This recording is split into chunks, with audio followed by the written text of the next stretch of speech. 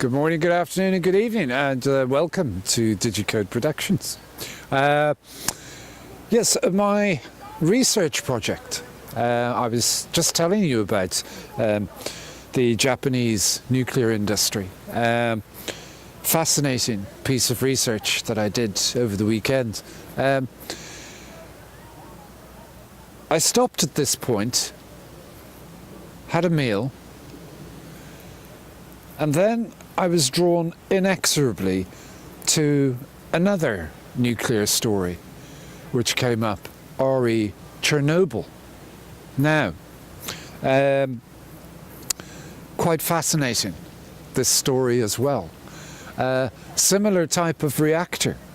Now that particular accident, and I never knew this before, was actually caused by a certain Russian technician who wanted to perform, you won't believe this, but he wanted to perform an experiment to see how far he could push the reactor before it would blow up.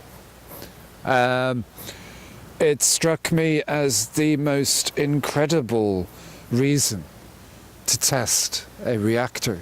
Now, of course, we're very close to the Cold War in this period, and the test was,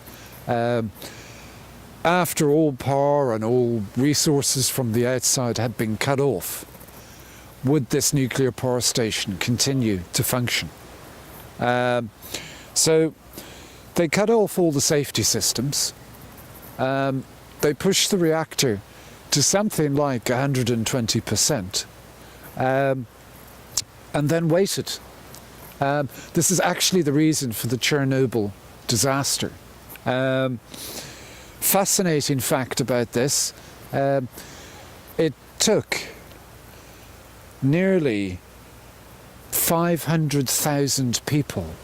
They brought in 500,000 people to fix Chernobyl. At one point, the radiation levels were so high that barely 4 minutes exposure would be the maximum that would be allowed for each one of the workers. Stunning. I never knew any of this stuff.